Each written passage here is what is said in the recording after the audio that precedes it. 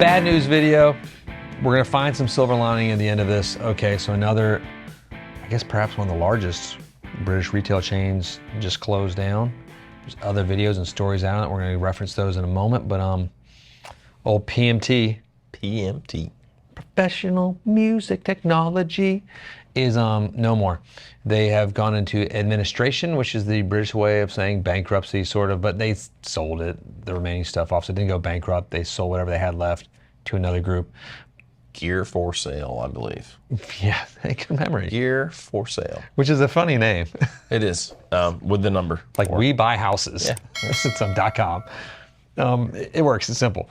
So this, it can be like a sign of the times. It can be a sign of like the different battles in the European and the United Kingdom's sort of network of selling. You want to start breaking like why we think it did. Now, first off, before we get into it, the man at KDH did an awesome video on this. Yeah. I watched the whole thing with Senor Derek the other day, and I think you've seen some of it too. It was a great video. I think pretty much nailed a lot of it right there. So go watch that as well. Just get that perspective if you haven't watched it. It's a cool channel, does some weird stuff, weird and cool stuff. But it's just cool to see like that take on it. And he doesn't usually do videos on this type of thing. He does more things on guitars, and it was cool because like I'm curious that people aren't in the retail business when they do it on it, if they get it, and like it was pretty dang close, I think, across most of the bows. I'm gonna get into one thing he didn't really mention right off the bat. What we think one of the major failings are for the European and UK brands, why they're struggling so much lately, is MAP. Lack thereof. Correct. There is no MAP, minimum advertised pricing, and it's something we have in the U.S. where the guitar is bought by the retailer, us, PMT, Andertons, Peach, Wildwood, everybody, for X. You sell it for Y. That's your margin of profit built into it. We're allowed to advertise at a minimum spread. It's not much, I think, and he talks about that too on this channel. It's not like normal retail. You're not making 100%. You're not making 50%. You're not making 40. You're making 30 to 20 to 10 sometimes. Oh God, it's horrible. Depending on some accessories are better. Yeah, for sure. Strings not always that great. Strings are great if you buy in volume, like a Sweetwater or a Thomann, but they're not great for most brick and mortars. Right. They're pretty good for PMT, I think, because they had 11. Yeah, I mean, they get 11 stores, so that's a lot of stores. Fair amount of strings. It's a lot of strings. Yep. We were just bitching and moaning about how many Martin strings we have right now. It's got tons. Come on, Martin, we got to figure this one out. Okay, so Europe doesn't have that. No, they don't have that at all. It's kind of the Wild West. So what happens over there? Well, and I before you even get into that, I hear people like, and maybe like even a KDH. I don't know where KDH stands on this, but say that almost like it's a good thing, like it's a free, like for the consumer in Europe. I get that. I don't know. I mean, I guess I sort of do, but I know just seeing it from our side, like it has saved us and even the playing field a ton, because I can't tell you how many times people come in and I know they're looking up to see like what Sweetwater's selling the thing for, or like a color, and I'm like, oh, I can just tell them, find out, hey man, like everywhere you look it up, it's going to be the same price. It's going to be the same at Sweetwater. It's going to be the same at Guitar Center. It's going to be the same here. It's going to be the same at See Me. And there's wherever, of course, we negotiate all the time on things when we have to. It's just part of it's part of retail. We get it. It's okay, but it's when it's a race to the bottom, is what it's become. And so this creates this sort of this crazy buying scenario. Like, yeah, you might get the best price, but there's going to be a huge cost to it. We'll get into that sort of down the road, but it's not feasible or tenable to have it where this doesn't create anything but a monopoly of sellerships. Of you're going to have your big retailers that can survive it, the few, the Thomanns and some of the other sort of indie shops, they're going to struggle too through some of this, the big ones, just because it's tough. Because if you're trying to, here's how the math works. And like, if you're, if we're spending, let's say we got $1,000 guitar we're trying to sell. And let's say we get it to where we only make $50 to $100 on that sale. You got to factor in the time of the person who's selling it to you has already probably eaten up half of that. And then the rest of that is going to be eaten up by so many other costs to operate the business. We obviously know like the rent, the mortgage if you own the building, the insurance, the electricity, the HVAC, everything, the shipping of the piece to get to you from over there. $100 is not much for that. And then I mean, a lot of these small stores, it's not like a guitar, like 5 guitars an hour are flying out the door. You know what I mean? Like maybe that's the only thing you sold that hour or that 5 hours or that day. Or it might be like there can be slow weeks where things are slow and you're just not moving many pieces at all, and that's just, we talk about that. There's times when like the inventory's full and the coffers are low, and then it reverses, and you have to function that. This is the part where like brick and mortar will suffer greatly. Yes. And again, we'll get in that sort of a little bit later. Sure. So yeah, again, the way it works with MAP, retailers are free to advertise at any price. So once they buy it, they can put it up, at $10 more. It can be like a buyer acquisition tool. Yeah. And sometimes like that's what some of the bigger manufacturers or retailers will do that here too. Sometimes they can get around MAP in certain respects because the relationship with the manufacturers is that they are so powerful, they can do that. They hey, we're gonna sell this product of yours at less because we want to acquire more customers. We'll try not to water down your brand's reputation, but we'll do this anyway. So it's a tricky thing. So thoughts on that too, like as you're watching this, like let us know, do you like MAP? Do you not like MAP? Like I'm curious. I think it does something that I like, which is keeps it easy and level to where you know where things are at. Honest, somewhat honest. Here's another big issue. The manufacturers, this is new. This is a new thing in the UK and the European thing, like new in the past couple of years. They're all now selling direct. Yes.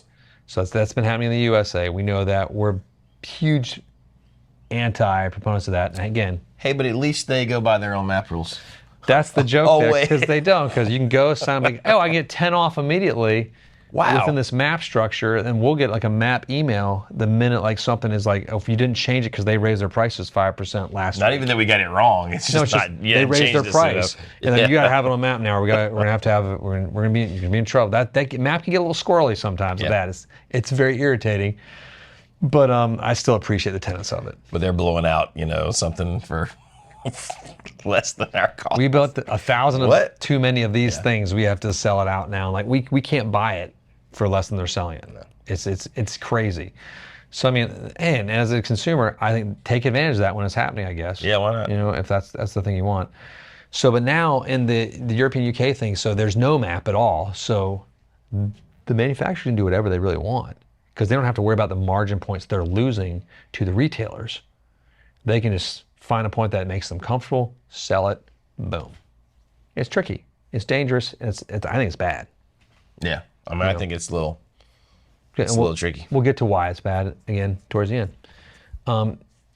Customers shop around pretty aggressively. I do too. But I also like to support the brands that the shops I love. I have certain shops I go to. And I think it was, I just went blank now. I think it was National that I did the rent-a-car from over the weekend. Gosh, I hope it wasn't Enterprise, and I think it was National. So it's one I've never done before, and it was fantastic. Oh, cool. I think it was National. It was a great experience in Buffalo, New York, with National. I was like, man, like these guys are awesome. This is so different than when we go to LA and we rent a car and it's like a nightmare. It is often a nightmare. Yes. Like take this piece of crap and get on with you. And it was great. They're awesome. I got to drive it cheap. Dude, so much fun. Nice. Pop the top if you want. Anyways, a shout out to those guys. Let's get into what this is sort of doing now. Physical shops obviously have a much higher cost lay and overlay than a online only store. So you have to factor that in when you were choosing where you want to buy. Do you want to have that option to have the physical experience? We've talked about before too, we could just go shift directly to online.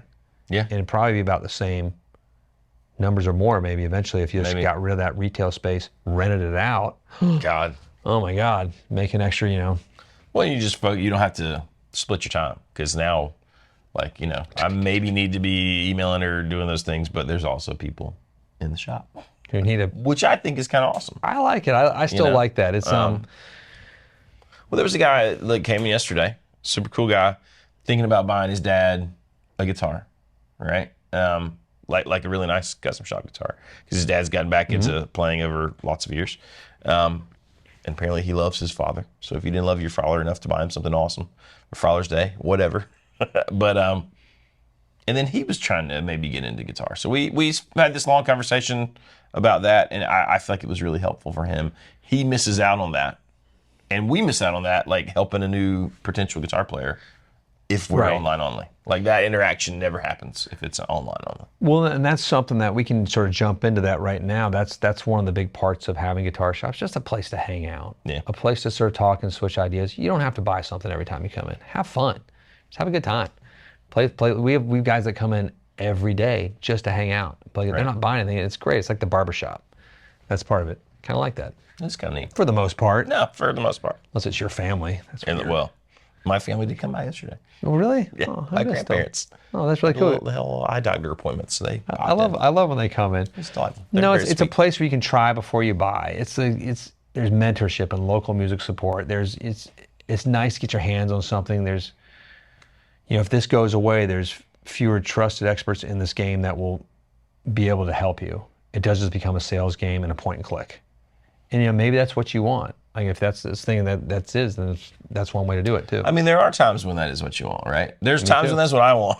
Yeah, I know. But there are other aspects to it, right? There are times when I want the community, or I want information, or I talked a kid out of buying an amp yesterday because I'm a horrible salesman. I did that with a guy in a custom shop the other day. I was like, I just don't think you need this. Well, this kid came in and he was a pretty good guitar player, and he's looking at acoustic amps, and he's like, I kind of want something a little bit louder.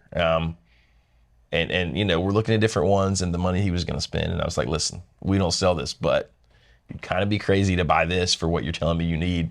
Go buy one of the little all-in-one PA towers. Play your guitar through it. Okay, so he needs that. I was like, if you're going to spend X amount of money, you could just have this. They're the same. And you're going to end up buying that anyways. I was like, you'd be crazy to buy this thing today from me. It would be awesome.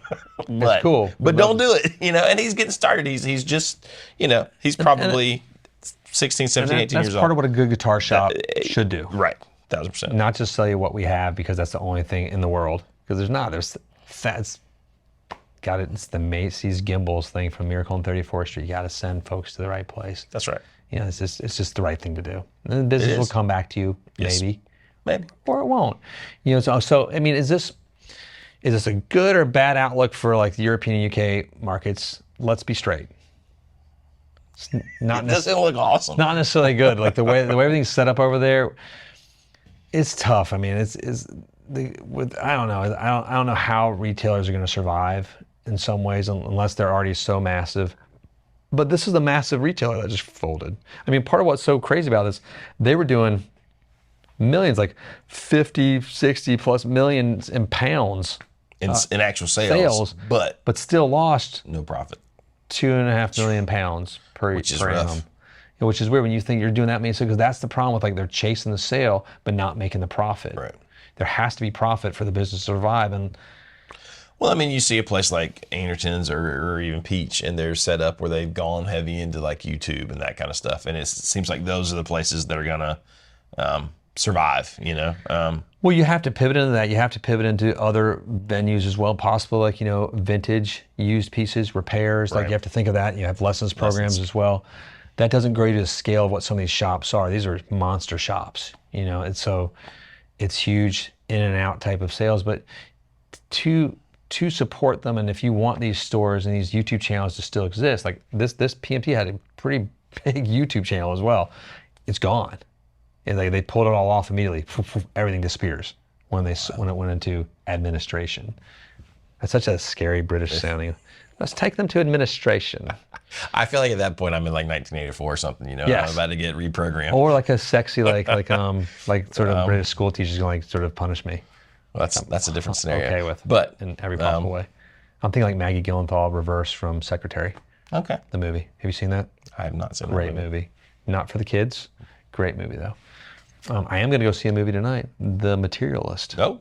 With Pedro Pascal. There you go. And that pretty girl from 50 Shades of Grey and Captain America. Let the love tryst begin. I'll let you know how it is. But so what can you do if you're in the European and UK markets? Support these shops. Yeah. Just support them. Like so. And here's the other thing is like it's the tricky part. Get as good a deal as you can. But like if you are like, it's a different thing to be like, I'm going to support the shop, but I'm gonna bleed you as much as possible. It's like just there's not that much profit built into this. We unfortunately hear that sentence paired with that mentality quite often. I really want to support local. I really want to support you guys, but I need 30% off. Oh, okay. Cool. So we just lost money. Yeah. Thanks for the support. Well, isn't it good just to clear a hook? I'm like, no, it's not always.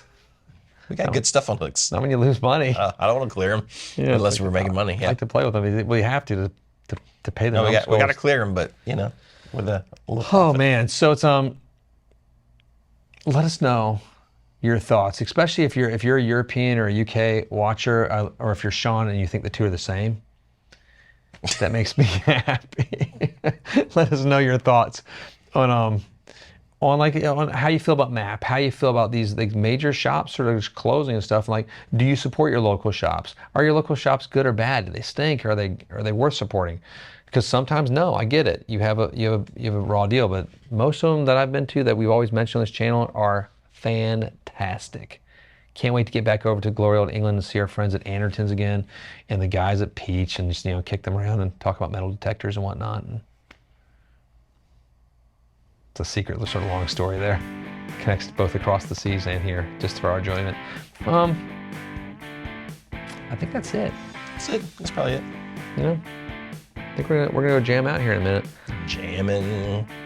Click like, subscribe, hit the bell. Peace be with you, and support your local shops. Have fun.